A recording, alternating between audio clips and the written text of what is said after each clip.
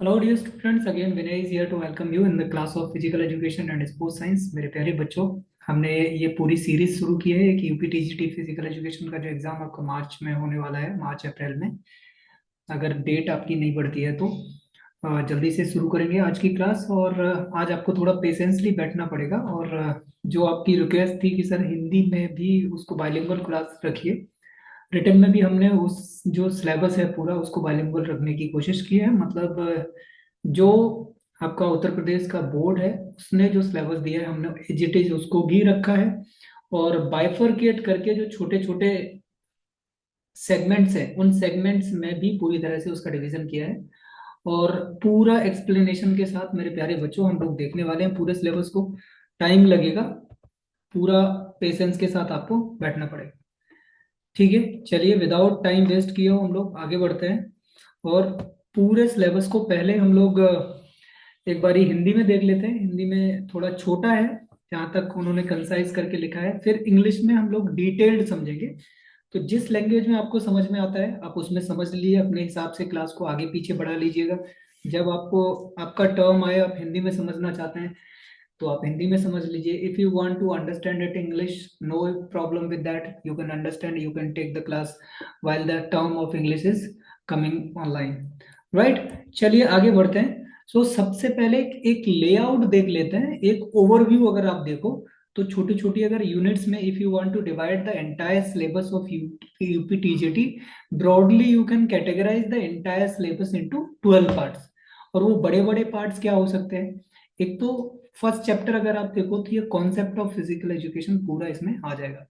इसमें क्या क्या आएगा उस सब की बात हम लोग बाद में मेरे प्यारे बच्चों डिटेल में करने वाले हैं। ठीक है, देन उसके बाद physiological aspects of physical education है, साइकोलॉजिकल एस्पेक्ट्स हैं आपका, फिजिकल फिटनेस जो है उसको लिया है, वेलबींग को भी इसमें शामिल किया गया है, लेकिन इसमें जो सिलेबस दिया है उसमें दिया नहीं है, बस वेलबींग से भी क्वेश्चंस आते हैं। ठीक है, तो वेलनेस है इसमें। फिर ट्रेनिंग के जो मेथड्स हैं ऑब्वियसली उससे क्वेश्चंस काफी आते हैं। Sociological aspects of physical education है, उनको इसमें लिया गया है। History of games and sports, फिर उसके बाद आपकी हेल्थ एजुकेशन है। देन उसके बाद कम्युनिकेबल डिजीज है, कंटेम्प्रेरी हेल्थ की जो प्रॉब्लम्स हैं वो ग्लोबल प्रॉब्लम और इंडियन जो जो मेजर प्रॉब्लम्स हैं उनकी बात करी गई है। देन उसके बाद healthful living, healthful living way of living और स्टाइल्स, डिफरेंट स्टाइल्स जो हैं उनकी बात करी जाएगी। कैंपिंग, कैंप में किस तरह से शिफ्ट करते हैं, कैसे अपने जो मेंटल रिवाइवनेस है उसको इनहेंस करती है कैंप की एक्टिविटी, वो सब सारी की सारी चीजें इसमें हम लोग बात करेंगे। फिर उसके बाद में जो फैमिली हेल्थ एजुकेशन है उसकी एक बात होगी। तो ये क्या हो गया, ये ब्रॉड स्पेक्ट्रम हो गया मेरे प्यारे बच्चों इंग्लिश में पाठ्यक्रम का। अब हम लोग हिंदी में जो पाठ्यक्रम, ये पाठ्यक्रम कोई मैंने डिजाइन नहीं किया है, ना ही मैंने बनाया मेरे प्यारे बच्चों, एज इट इज जो उत्तर प्रदेश माध्यमिक शिक्षा चयन बोर्ड ने सिलेबस आपका अपलोड किया है वही सिलेबस मैं आपको बता दे रहा हूँ। ठीक से, ठीक है। इसके बाद हमने जो छोटे छोटे फ्रेगमेंट्स में उसको डिवीजन किया है, उस डिवीजन की बात हम लोग प्यारे बच्चों करेंगे। ठीक है, तो सबसे पहले इसमें बेसिकली 4 हिस्सों में डिवाइड किया है सिलेबस को। पहले शारीरिक शिक्षा के सिद्धांत एवं मनोविज्ञान, ठीक है, प्रिंसिपल्स की बात करिए और साइकोलॉजी की, दोनों की बात करिए। क्या परिभाषाएं हैं इसमें, उद्देश्य, लक्ष्य और शारीरिक शिक्षा के जैविक आधार, मतलब बायोलॉजिकल बेसिस। बायोलॉजिकल बेसिस के बाद वंशानुक्रम मतलब हेरिडिटी की बात करिए, एनवायरनमेंट की बात करिए। फिर जो कैरेक्टरिस्टिक्स के बेसिस पे पुरुष और महिलाओं में अंतर किस तरह से, ठीक है, वो अंतर भी फिजियोलॉजी के, सॉरी, फिजिकल एजुकेशन के कॉन्टेक्स्ट में ही बात करेंगे। जैसे जो शेल्डन का क्लासिफिकेशन है उस पे हम लोग बात करेंगे, स्किनर का जो क्लासिफिकेशन है उस पे बात करेंगे। फिर उसके बाद में आपका क्या है, जो वर्गीकरण है वो सामाजिक आधार पे परिवार को किस तरह से डिवाइड किया जाता है और सोसाइटी में परिवार की जो जो पोजीशन है वो किस तरह से डिफाइन है। ठीक है, फिर उसके बाद में विद्यालय व्यक्तिगत अंतर, समुदाय और विद्यालय के जो पर्सपेक्टिव हैं उनको अलग अलग देखना है। फिर उसके बाद आ जाती है आपकी लर्निंग, प्रेरणा, सीखने के सिद्धांत, सीखने एवं सिखाना, स्थानांतरण, ट्रांसफॉर्मेशन ऑफ लर्निंग के जो है वो सिद्धांत पे बात करेंगे। यहाँ जो लर्निंग के लॉज हैं आपका, positive learning, negative learning, zero learning, ये सारी की सारी चीजें मेरे प्यारे बच्चों इसमें आएंगी। शारीरिक शिक्षा के विशेष संदर्भ में हमेशा इस बात को आप ध्यान रखिए कि यहाँ जो भी बात करी जाएगी पूरे सिलेबस में मेरे प्यारे बच्चों, जो सेंटर में आपको रखना है वो रखना है शारीरिक शिक्षा को। ठीक है, चलिए आगे चलते हैं। शारीरिक शिक्षा के संगठन, विधि एवं पर्यवेक्षण, संगठन का अर्थ और प्रशासन, शारीरिक शिक्षा के महत्व और निर्देशन में सिद्धांत, जो आपका ऑर्गेनाइजेशन और एडमिनिस्ट्रेशन का पूरा प्रक्रिया जो है।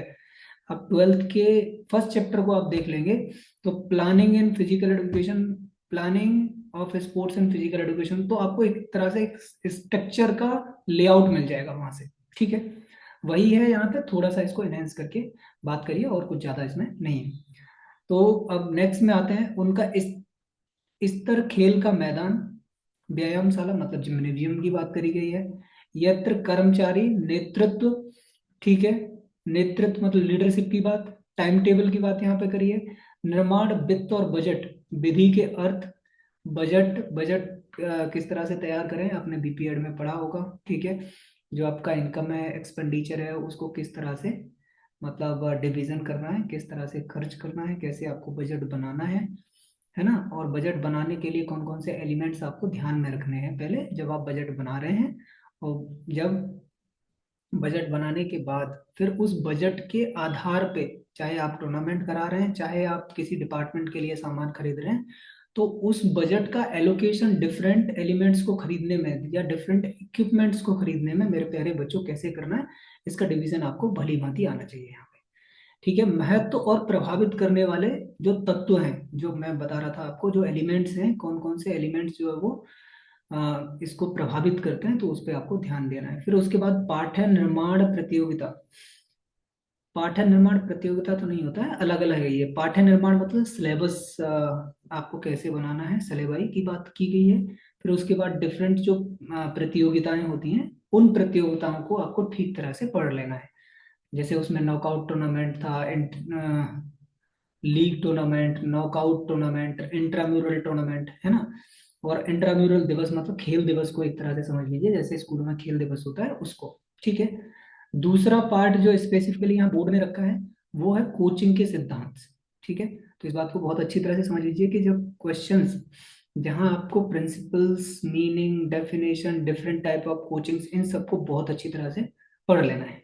खेल कूद के मैदान के इतिहास, विकास।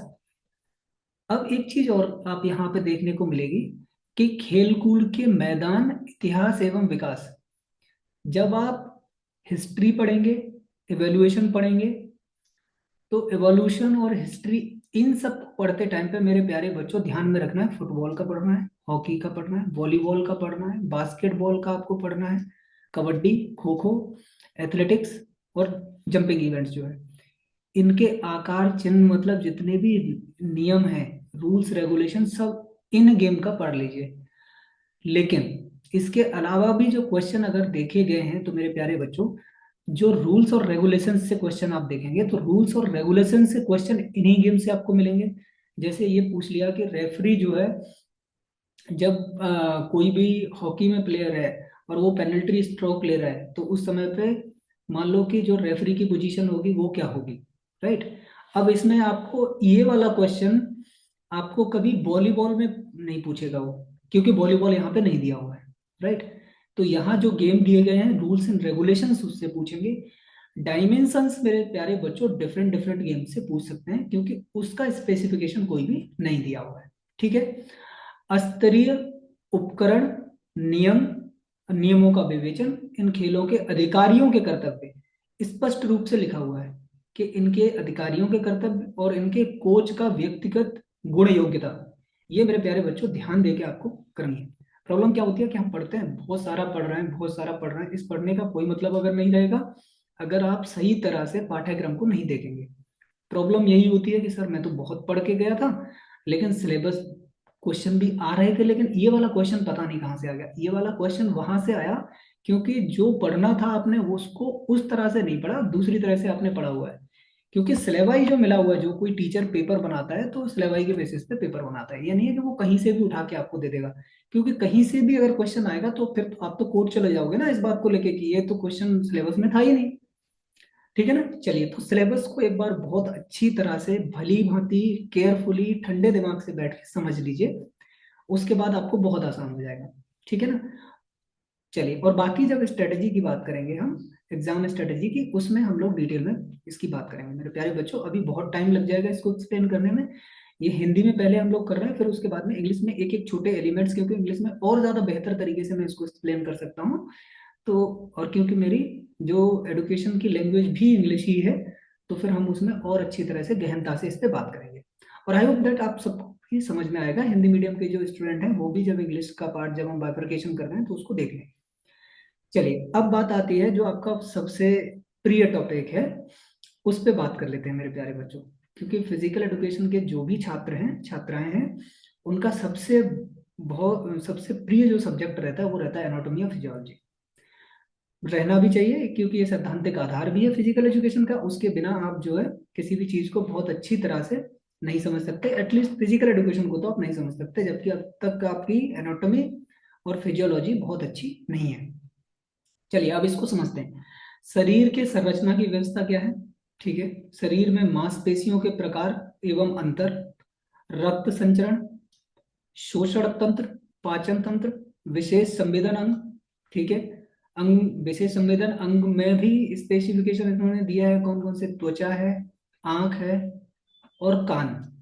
व्यायाम का रक्त संचार और श्वसन तंत्र पर प्रभाव, मतलब आपको स्पेशल इस बात को अटेंशन देके पढ़ना है कि व्यायाम का रक्त संचार मतलब सर्कुलेटरी सिस्टम पर क्या इफेक्ट पड़ रहा है, और आपका रेस्पिरेटरी सिस्टम पर क्या इफेक्ट पड़ रहा है, और इन सब के बाद इसका प्रभाव अल्टीमेटली जो मांसपेशियां हैं आपकी, राइट, जो आपका मस्कुलर सिस्टम है, या जो आपकी डिफरेंट मूवमेंट ऑर्गन्स हैं, ठीक है, जो मूवमेंट में हेल्प करते हैं, बेसिकली आपकी बोन्स और आपकी मसल्स। और डायरेक्टली अगर देखा जाए तो मेरे प्यारे बच्चों, बोन्स तो आपका आकार प्रदान करती हैं, लेकिन मेन वर्क जो रहता है वो आपका मसल्स का ही रहता है। तो मसल का जो कॉन्ट्रेक्शन है, रिलैक्सेशन है, उस पर किस तरह का इम्पैक्ट पड़ रहा है, ये आपको पढ़ लेना है बहुत अच्छी तरह से। ठीक है, आगे चलते हैं। यहाँ से आगे देखेंगे खिलाड़ियों के चोट की देखरेख। फर्स्ट एड में इस बात को आप लोग पढ़ेंगे ही, और इसकी जानकारी, सामान्य जानकारी आपके जरूर होनी चाहिए। देख रेख मतलब उसकी लुक आफ्टर आपको कैसे करनी है। मान लो चोट, सबसे पहले तो बड़ी बात है कि चोट लगनी नहीं चाहिए, राइट। मान लो कि इंजरी हो गई है तो डिफरेंट टाइप ऑफ इंजरीज आपको पता होने चाहिए, और उस उन इंजरीज के साथ में डील कैसे करना है। मान लो अब चोट लग गई, चोट लगने के बाद आप क्या करेंगे? अब तो उसका पहले पहले तो हम मिटिगेट मिटिगेट मिटिगेट करते हैं कि कोई भी जो इंजरी है वो नहीं हो। उसके लिए हम वार्मिंग अप, स्ट्रेचिंग, जितनी भी चीजें हो सकती हैं वो सब करते हैं, प्रॉपर इक्विपमेंट्स का यूज करते हैं। मान लो उसके बाद भी चोट लग गई है तो अब उसका क्या करना है? उसका देख रेख करनी है, उसको सुचारू रूप से जो भी मेडिसिन देनी है, या फिर जो भी रिहेबिलिटेशन के प्रोसेस हैं, ठीक है, पुनर्स्थापन की जो विधि है, उन सबको पालन करना है। तो स्वास्थ्य शिक्षा, शारीरिक शिक्षा में किन्सियोलॉजी की भूमिका, किन्सियोलॉजी और बायोमैकेनिक्स को ठीक से यहाँ देख लेना है। बायोमैकेनिक्स से बहुत ज्यादा क्वेश्चन वैसे नहीं आते मेरे प्यारे बच्चों, और मतलब क्योंकि ये थोड़ा सा हार्ड और पीजीटी के लेवल का क्वेश्चन वो बन जाता है, सिलेबस बन जाता है। तो बायोमैकेनिक्स से बहुत ज्यादा नहीं पूछता है, पर किन्सियोलॉजी और बायोमैकेनिक्स की सामान्य जानकारी पढ़ लीजिए। शरीर में जोड़ की संरचना क्या है, जितने भी जॉइंट्स हैं, जॉइंट्स के डिफरेंट टाइप्स हैं, उनको आप देख लीजिए। शरीर की मूलभूत गतियां क्या हैं, ठीक है, जो मूलभूत जो मूवमेंट्स हैं उनकी बात करी गई है। खिलाड़ियों के सामान्य चोट क्या क्या होती है, और सामान्य चोट के रिहेबिलिटेशन के प्रोसेस, जैसे जल निदान है, विद्युत निदान है, स्वास्थ्य एवं स्वास्थ्य को प्रभावित करने वाले बेसिक एलिमेंट्स क्या हैं, उनकी बात कर रहे हैं। फिर उसके बाद सामान्य संकरण रोग जो है, जैसे कम्युनिकेबल डिजीज है, नॉन कम्युनिकेबल डिजीज है, राइट। व्यक्ति की स्वच्छता की बात की गई है, ठीक है, यहाँ पे सार्वजनिक स्वास्थ्य की बात की गई है, जनरल हेल्थ की। प्रशासन, विद्यालय, स्वास्थ्य कार्यक्रम जितने भी चलते हैं, ठीक है, जो पीएससी सीएससी के प्रोग्राम्स हैं उनको भी अब इसमें कर दिया है। जैसे स्वास्थ्य विभाग की टीम का एक बार क्या होता है, जैसे आप अगर विद्यालय की परिसर की बात करें तो विद्यालय में आजकल हर एक विद्यालय में एक डेटा है, जो हाइट और वेट का डेटा मेरे प्यारे बच्चों लिया जाता है। इसके बेसिस पे क्या करते हैं वो लोग? बीएमआई कैलकुलेट करते हैं आपकी, जिससे एक हमारे पास एक प्री रिकॉर्डेड डेटा रहता है, जिस डेटा से हम लोग देख लेते हैं कि इस बच्चे की हेल्थ का लेवल किस तरह से है ना। फिर फाइनली अगर आप देखें, मनोरंजन के लिए कैंप लगाना है, क्योंकि जो शारीरिक शिक्षा और स्पोर्ट्स में इस तरह की एक्टिविटीज देखी जाती है मेरे प्यारे बच्चों, कि अगर आप मोनोटोमी, मोनोटोमी एक वर्ड है, जैसे आप एक ही तरह की एक्टिविटीज बहुत समय तक कर रहे हैं तो आप बोर हो जाते हैं। जैसे आप एक तरह की जॉब कर रहे हैं, एक तरह का रूटीन वर्क है आपका, राइट। और उस काम में कहीं ना कहीं थोड़ा सा कैंप लगा के बाहर जाना, थोड़ा मस्ती करना। और उस मस्ती में भी ये नहीं है कि वो सिर्फ मनोरंजन के लिए हो, मनोरंजन के अलावा भी वो बहुत सारी नैतिक और जिम्मेदारियों वाली चीजों को सिखाने की कोशिश वहां पे करते हैं। तो मनोरंजन की परिभाषा क्या है वो आपको देखनी है, विषय क्षेत्र एवं महत्व, योजना नियोजन किस तरह से है। ये एक पर्टिकुलर, इसमें जैसे लीडरशिप की भी जिम्मेदारी दी जाती है आपको, कैंप में एक पर्टिकुलर लीडर बनाया जाता है, so that you could understand कि मतलब किस तरह से आप एक समूह को लीड कर सकते हो, उसका नेतृत्व आप किस तरह से कर सकते हो, और कैंप के प्रकार आपको, स्थिति और कार्यक्रम मूल्यांकन आप किस तरह से करेंगे भारत में स्वतंत्रता। अब इसके बाद एक और चीज है, यहाँ जो मेन चीज है उसको बहुत अच्छी तरह से समझिए कि शारीरिक शिक्षा का जो विकास हुआ वो प्रशिक्षण संस्थानों के बाद की हेल्प से ही होगा। क्योंकि अगर कोई सिखाने वाला नहीं होगा तो आप सीखोगे कैसे। मतलब आप चीजों को सीख सकते हो, बट आप दूसरों के एक्सपीरियंसेस से सीखो या टीचिंग के थ्रू सीख जाओ, वो ज्यादा मतलब आपका समय बचाता है, टाइम कंज्यूमिंग नहीं होता है। ठीक है। तो इसलिए इन्होंने ज्यादा गौर दिया कि जो शिक्षण संस्थान आपके बने, उन शिक्षण संस्थानों ने किस तरह से योगदान दिया है आजादी के बाद में। ठीक है। अब मेरे प्यारे बच्चों, हिंदी मीडियम के जो छात्र हैं वो चाहें तो रुक सकते हैं, अदरवाइज वो चाहें तो क्लास को छोड़ भी सकते हैं। ठीक है। अब हम लोग इंग्लिश के छात्रों की बात करेंगे, और यहाँ अलग अलग जो सिलेबस है उसको पूरी तरह से, सिलेबस जो बोर्ड का है जो अभी अपने हिंदी में पढ़ा है उसको और माइन्यूट लेवल पे, माइक्रो लेवल पे तोड़ फोड़ के जानने की कोशिश करेंगे। ठीक है। क्योंकि इंग्लिश वालों की एक और प्रॉब्लम होती है, वो लोग एनसीईआरटी पढ़ने के बाद फिर उतना ही उतना पढ़ते हैं, वो मूलभूत जो समझ है एक तरह से, वो हिंदी मीडियम के छात्रों की कहीं ज्यादा होती है इंग्लिश मीडियम से। मैं कंपैरेटिवली नहीं कह रहा हूँ, पर मैंने ये मतलब महसूस किया है, खुद में भी महसूस किया, मैं हिंदी मीडियम का छात्र रहा हूँ पहले से। ठीक है। चलिए बात करते हैं अभी, तो डिटेल सिलेबस में अब लोग चलते हैं हम लोग, और एक एक पॉइंट को हम लोग देखते चलेंगे। सबसे पहले principles of physical education and education psychology, definition, objective, AIIMS. ठीक है। एम, ऑब्जेक्टिव जितने भी हैं, right.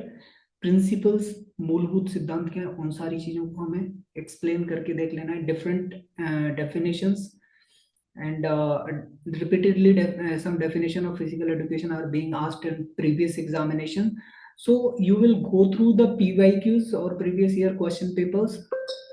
Dear students, easily you will be able to understand that what is the scenario of questions are being asked in previous examination, right.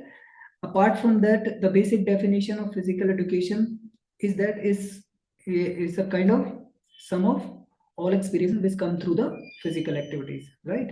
इसमें कुछ भी चीज रहेगी, मतलब फिजिकल एक्टिविटी के through, by the through the interaction of physical education और physical activity, sports, psychological activity, social activity, whatever activities are being played by students while engaging in sports and physical education, and the outcome or the final change happens in the students, is shown the real replication of physical education. ठीक है। Now the second topic is physical biological basis, right. Biological basis, if you will go for the concept, और concept of health में भी जाएंगे यहीं से, तो health के जैसे बायोलॉजिकल कॉन्सेप्ट है आपका, मेडिकल कॉन्सेप्ट है, सोशोलॉजिकल कॉन्सेप्ट है, और होलसम जो अभी जो रिसेंट कॉन्सेप्ट है। ठीक है। ये सारे के सारे कॉन्सेप्ट भी आपको मेरे प्यारे बच्चों पढ़ने पड़ेंगे बहुत अच्छी तरह से। देन उसके बाद हेरिडिटी और एनवायरनमेंट, कि heredity and environment, how both are affecting to the growth and development of human beings. Here, the growth and development is not separately being explained, but biological basis. If you'll go for the explanation of biological basis, you will be understand. Then the difference between the male and female, right? On the behalf of exercise physiology, अगर आप देखोगे तो आपको और ज्यादा अच्छे से समझ पाएंगे। Then classification of Sheldon and Krashmer, Skinner को भी देखोगे तो आपको यहाँ मिलेगा। देन उसके बाद social basis, social basis of what, social basis of family, social basis of community, and social basis of school. Basically यहाँ अगर आप देखेंगे, देन इसका पर्सपेक्टिव क्या रहेगा, the main context to understand this entire topic is for the growth and development of the students, how it is affecting through all family, community, and school, right? Then individual differences, because if you are a coach, then you have to understand there is a individual differences in the students. Not all the students could be like Usain Bolt. Not all the students could be like Sachin Tendulkar, right? They have individual differences. So first of all, if the students are coming to you, you need to understand, you need to recognize that which student have which kind of capabilities, and you need accordingly you need to train them. Then there is a concept of motivation, then theory of learning, laws of learning, transfer of learning with a special reference to physical education, right? Then organization, method, supervision, physical education, meaning and definition of administration and organization. Then importance, guiding principles, right? Guiding principle, especially the guiding principle of management.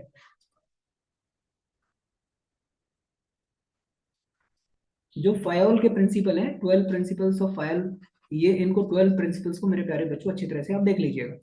Then facilities and their levels of physical education, playgrounds, gymnasium, staffs and leadership, preparation of timetable, we have already explained, finance and budget. Then meaning and importance of sports, methods, right? Different methods क्या क्या है आपके, influencing factors क्या क्या है, किसमें influencing factor for both syllabus designing as well as for designing up finance budget, right? Then competitions and sports functions like league, knockout tournament, ये नाइट नहीं है, इससे knockout tournament, knockout tournament. Then outdoor and extramural days. Extramural days ये थोड़ा सा इसको आप इस तरह से भी बोल सकते हैं, intramural and extramural, intramural and extramurals. इसके कॉन्सेप्ट को थोड़ा ठीक से आप देख लीजिए, क्योंकि अक्सर क्वेश्चन इससे पूछे जाते हैं थोड़ा घुमा के और आप लोग फिर परेशान हो जाते हो. Then principles of coaching, history and development of sports ground, size, जो आपका साइज बेसिकली अगर बोलूं तो डायमेंशंस, डायमेंशंस को आपने देखना है. Then the main thing is that duties and responsibilities of officials देख लीजिए. Sometime the question in previous exam was like that, how many referees, sorry, what is the person who is giving the who is operating the game like that, for the volleyball, football, basketball, like if the person who is regulating rules and regulation for hockey, then what we call that person, आप उसको referee बोलेंगे या फिर उसको umpire बोलेंगे, right? For the person in between cricket pitch, तो आप क्या बोलेंगे उसको, आप उसको अंपायर बोलते हैं, राइट? तो इस तरह से आप देख लीजिए उसकी ड्यूटीज एंड रिस्पॉन्सिबिलिटीज क्या है, ठीक है ना, वो क्या क्या कर सकता है, क्या क्या नहीं कर सकता है, सिंपली इसकी बात होगी. देन उसके बाद body structural exercise, structure of body, different type का जो स्ट्रक्चर है उसकी मेरे प्यारे बच्चों बात होगी.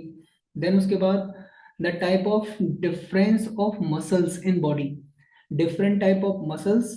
अच्छा, सिर्फ इतना ही लिखा हुआ है, लेकिन डिफरेंट टाइप ऑफ बॉडी की जो मसल्स अलग अलग टाइप की हैं, इन मसल्स के अलावा इन मसल्स के कौन कौन से काम हैं, काम भी, जैसे अब उनको आप जो एक्सटर्नल एलिमेंट्स हैं उनके साथ ऐड कर सकते हो. जैसे डिफरेंट एनवायरनमेंट में जब एक्सरसाइज कर रहे हो तो उसका इम्पैक्ट आपका मस्कुलर सिस्टम पे क्या पड़ेगा, राइट? आपके सर्कुलेटरी सिस्टम पे क्या पड़ेगा, और आपका जो श्वसन तंत्र है, ठीक है, उस पे क्या पड़ेगा. इन तीन सिस्टम को ज्यादा आपको इनकलकेट करना है आप जब भी किसी भी चीज को पढ़ रहे हो. एक आपका circulatory system, respiratory system and muscular system. These three system should take in consideration while you are doing anything, while you are studying anything in context of physical education, ठीक है. Then blood circulation, absorption system जो भी है, digestive system आप देख लीजिए. Then special sensory organs, sense organs को तो आपको पढ़ना ही पड़ेगा सारे के सारे. Then effect of exercise on blood circulatory respiratory system, change contraction, muscles का कॉन्ट्रैक्शन किस तरह से होगा, एगोनिस्ट एंटागोनिस्ट, इन सब की डिटेल आपको पढ़नी पड़ेगी. मसल ग्रुप्स को आपको पढ़ना पड़ेगा, है ना. देन उसके बाद इंजरीज और उनकी केयर आप किस तरह से करेंगे being a sport person. Then उसके बाद आप आएंगे roles and definition of kinesiology and physical education. Then structure and type body, मतलब डिफरेंट स्ट्रक्चर्स। हाँ, इसकी बात और करते हैं। यहाँ पर ये स्ट्रक्चर सिर्फ आपको जॉइंट्स का नहीं पढ़ना। स्ट्रक्चर अभी मेरे को याद आ गया तो बता देता हूँ मेरे प्यारे बच्चों, जो माइक्रो स्ट्रक्चर्स हैं मसल्स के, जैसे pennate form, bipennate form, fusiform, ठीक है, और उनके भी जो पार्ट है, circular shape, right, oval shape. जैसे आपके होठ का जो मसल्स है, उनकी जो शेप होती है, अगर फॉर्म्स में शेप देखा जाए तो ओवल शेप है, ठीक है ना। तो उसको भी आपने पढ़ना है। Then basic movement of the body, common injuries for the sportsman. हाँ, और कॉमन इंजरी के बाद में इसको दो चीजों को बहुत इन डेप्थ में पढ़ना है, हाइड्रोथेरेपी को और इलेक्ट्रोथेरेपी को। ठीक है, हाइड्रो आइस वगैरह सब उसी में आएंगे मेरे प्यारे बच्चों, ठीक है ना। हाँ, इंफ्रावेव वगैरह ये सब इसमें आ जाएंगे ना, इलेक्ट्रोथेरेपी में, ठीक है। Then health in their affecting factors. देखिए, कॉन्सेप्ट ऑफ हेल्थ आपको सब इसमें पढ़ने पड़ेंगे। फिर उसके बाद स्पेक्ट्रम ऑफ हेल्थ आपको पूरा इसमें पढ़ना पड़ेगा, इनकी पूरा डिटेल एक्सप्लेनेशन आपको पढ़ना पड़ेगा। लेकिन इन डिटेल बहुत ज्यादा यूपीटीजीटी में पूछा नहीं जाता, पर सुपरफिशियली आपको ये आना चाहिए। देन कॉमन इन्फेक्शंस, वो kind of the common infections are there, they are communicable, incommunicable, they are due to the lack of vitamins, due to lack of minerals, and because of transmission of different situation it might happen, right. It may cause due to different kind of activities happens in the camp, right, or the training centers also। तो वो सब के सब आपको पढ़ना पड़ेंगे। It may because of personal hygiene, ठीक है, तो ये उसकी वजह से भी हो सकती है। तो personal hygiene, public health, administration, school health programmes, ठीक है। स्कूल हेल्थ प्रोग्राम से लगभग एक दो क्वेश्चन हर बार पूछता है वो। और इसके बावजूद भी जब आप ट्रेनिंग बहुत अच्छी कर रहे हैं, तो आपको बैलेंस डाइट भी लेनी पड़ेगी, ठीक है। खाना नहीं खाएंगे तो फिर चलेंगे कैसे, ठीक है। देन उसके बाद ऑर्गेनाइजिंग कैंप बाद में आ जाता है कि लास्ट में आप कैंप जो है, वो कैंप की एक्टिविटीज को किस तरह से डील करते हैं। फिर स्कोप और इम्पोर्टेंस क्या है, रिक्रिएशन को जरूर पढ़ लीजिएगा, इससे एक दो क्वेश्चन आ रहा है कई बार से। देन उसके बाद planning, employment, leadership, type of camp क्या है, स्टेटस ऑफ कैंप क्या है, प्रोग्राम्स। अच्छा, स्टेटस ऑफ कैंप और टाइप ऑफ कैंप्स में इसमें एक चीज और देख लीजिएगा, टाइप ऑफ नोट भी पढ़ लीजिएगा, है ना। Types of notes, type of notes किसके कॉन्टेक्स्ट में, आपको कॉन्टेक्स्ट समझ लीजिए। कॉन्टेक्स्ट ये समझ लीजिए कि फॉर एग्जांपल आपको कोई इंजरी हो गई, इंजरी हुई है, और मान लो सिंपल आपको बैंडेज लगानी है डिफरेंट बॉडी पार्ट पे, तो किस टाइप की इंजरी में किस टाइप की बैंडेज आप लगाएंगे, है ना। तो उसमें नोटिंग किस तरह की हो सकती है, ठीक है ना, उसको भी आप देख लीजिएगा। The institution of training teachers before and after India. जब इंडिया हमारी आज़ाद हो गई, और आज़ाद होने से पहले और आज़ाद होने के बाद, मेरे प्यारे बच्चों, फिजिकल एजुकेशन में किस तरह का जो बदलाव हुआ और कैसे कैसे बदलाव हुआ है, उसके बारे में हम लोग बातचीत करेंगे। दूसरी और लास्ट बात, कल का जो क्वेश्चन था, कल के क्वेश्चन की बात कर लेते हैं कि ऐसे डबल एफ जो गेम्स थे अंडर 17 के, वो भारत ने बांग्लादेश को हरा के अभी जीता है वो, है ना। तो उस क्वेश्चन का आंसर वो हो गया। बाकी मेरे प्यारे बच्चों, नेक्स्ट जो हम लोग क्लास करेंगे, मैंने क्वेश्चंस वो डिजाइन कर दिए हैं आपके। तो वो 20 25 30 MCQ ही रहेंगे, लेकिन इस बार उसका लेवल जो है वो मॉडरेट लेवल रहेगा। और वो बेसिकली ज़्यादातर क्वेश्चन जो है वो आपका हिस्ट्री से है। तो आप अपने आप को कल टेस्ट कर लीजिए कि कल हम क्लास लेंगे वो। और कोशिश करेंगे कि क्लास 6 o'clock या 7 o'clock के आसपास रहे, जिससे कि आपको कन्वीनियंस रहे सब लोगों को। जैसे जो फिजिकल एजुकेशन के स्टूडेंट्स हैं, the most of the students, they are going to the ground and playing different sports activities, and you are coming back. So after coming back, you have ample time to get ready and be fresh, and sitting in front of whatever the electronic gadget you have, and you are attending the class. So I would like to be present all of my students in the fresh mind, so that we could achieve great learning for the entire class. And another thing is that just comment me, or just mail me that which will be the greater suitability of the time. According to the best suitability, my dear students, we will having the class, and hope the outcome of the class will be in your favor and favor of mine too. I would be very happy if all of my students will be succeeded in the coming examination. ठीक है, पिछला result हमारा बहुत अच्छा था, and I am really happy. I hope that your great effort will be continued till to this examination and coming other examination as well. So आज के लिए इतना ही मेरे प्यारे बच्चों, मिलेंगे अगली क्लास में। तब तक के लिए आप लोग हंसते रहिए, मुस्कुराते रहिए, पढ़ते रहिए, और आराम करना बिल्कुल मत भूलिए, वो भी बहुत इंपॉर्टेंट है। ठीक है, गुड नाइट।